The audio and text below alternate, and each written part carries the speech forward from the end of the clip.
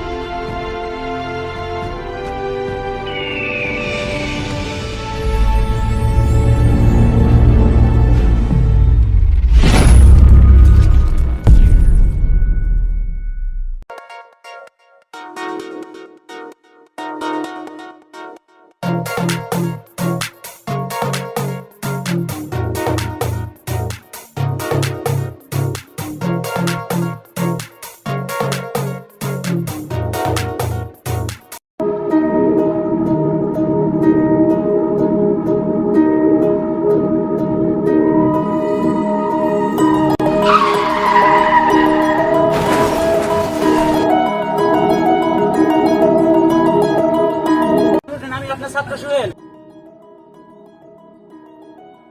বাবা, তোমার তো ছিলাম না। আমি আপনার ছাত্র সোহেল, চিনছেন আমারে? সোহেল, বাবা চিনছি। কই যাইতেছেন?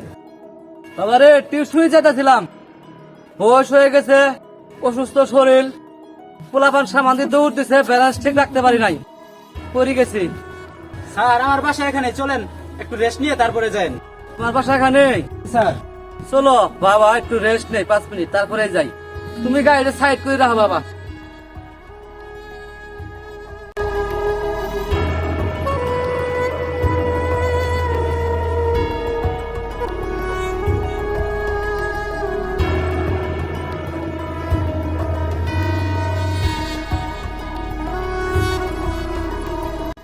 স্যার, ঘরে তো অনেক গরম, কারেন্ট নাই আরো।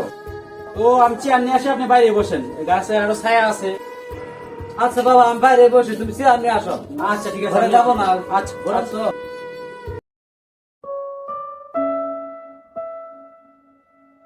স্যার বসেন নেমে। বেঁচে থাকো বাবা, বেঁচে থাকো। তুমি আজ আমাকে ধরে না উঠালে আমি হয়তো ওখানেই পড়ে থাকতাম। স্যার, এটা আপনার দেওয়া শিক্ষা, কেউ বিপদে পড়লে তাকে সাহায্য করতে হয়, এটা আপনি শিখিয়েছেন। দোয়া করি বাবা, জীবন অনেক বড় হও, ডাক্তার হও, ইঞ্জিনিয়ার হও, জজ ব্যারিস্টার হও, বড় রাজনীতিবিদ হয়ে দেশের সেবা করো। কিন্তু স্যার, শৈশবে আমি যখন প্রাইমারি স্কুলের ছাত্র ছিলাম, আপনি আমার শিক্ষক ছিলেন। তখন থেকেই আপনার নীতি এবং আদর্শে অনুপ্রাণিত হয়ে আমি একজন প্রাথমিক বিদ্যালয়ের শিক্ষক হওয়ার স্বপ্ন দেখে আসছি। আপনি আমাকে এই দোয়া করবেন স্যার, আমি যেন একজন প্রাথমিক বিদ্যালয়ের শিক্ষক হয়ে জাতি গড়ার অংশীদার হতে পারি। বাবা, তোমার এই স্বপ্নকে আমি সাধুবাদ জানাই, স্বাগত জানাই। কিন্তু বাবা, তুমি প্রাথমিক বিদ্যালয়ের শিক্ষক হয়ে হয়তো এই জাতিটাকে করতে পারবা, কিন্তু নিজের ভবিষ্যৎকে করতে পারবা না, যেমনটা আমি পারিনি। গায়ে জ্বর আর অসুস্থতা নিয়েও স্কুল শেষ করে আমাকে টিউশনিতে যেতে হচ্ছে। একজন তৃতীয় শ্রেণীর কর্মচারী হিসেবে যে ক টাকা বেতন পাই, তার সঙ্গে টিউশনির টাকা মিলিয়ে কোনোভাবে মাসের 15টা দিন চলতে পারি। বাকি 15টা দিন বাবা আহুতাশে কাটে আমার। কি বলেন স্যার? আমি ঠিকই বলেছি বাবা, এখানে তোমার মেধার যোগ্যতার মূল্যায়ন হবে না বললেই চলে। আজ থেকে 20 বছর আগে কোনো এক শুভ অথবা অশুভ দিনে আমি সরকারি প্রাথমিক বিদ্যালয়ের একজন সহকারী শিক্ষক হিসাবে কর্মজীবন শুরু করেছিলাম। 20 বছর পরে সে আজও আমি সেই সহকারী শিক্ষকই রয়ে গেছি। অথচ আমার অন্যান্য বন্ধুরা একই যোগ্যতায় অন্যান্য ডিপার্টমেন্টে যোগদান করে তারা পদোন্নতি পেয়ে আজ অনেকেই বড় অফিসার, আর দেখো আমি সহকারী শিক্ষকই রয়ে গেলাম। আচ্ছা বাবা, তোমার হয়তো দেরি হয়ে যাচ্ছে, তুমি কোথাও যাচ্ছিলে বুঝি? না না স্যার, আমি কোথাও যাচ্ছি না, আমার কোনো তাড়া নাই। আমি আপনার কথা শুনতে চাই, অনেক দিন পর আপনাকে পাইছি স্যার।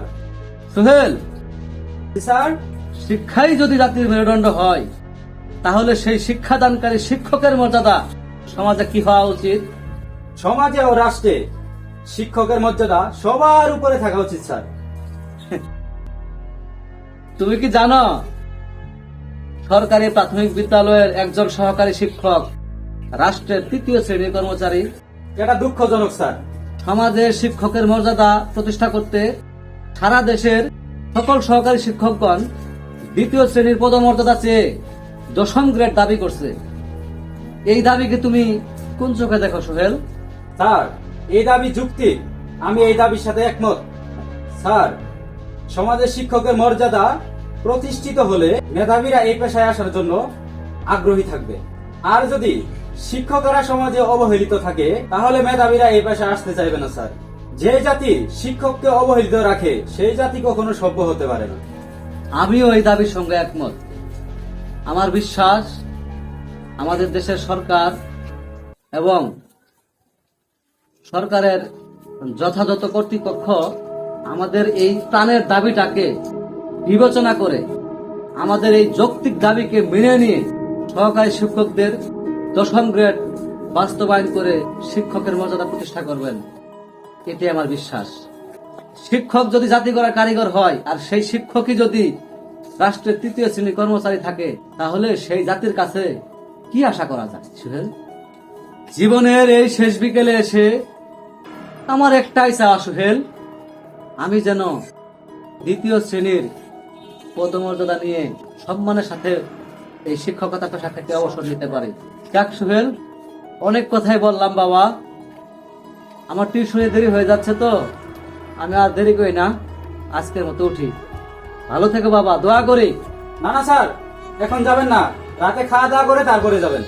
না না, আমাকে টিউশনিতে যেতে হবে বাবা, আমার টিউশনের সময় পার হয়ে যাচ্ছে, আজকের মতো উঠি।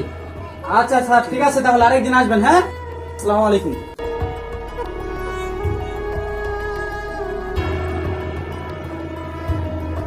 আরে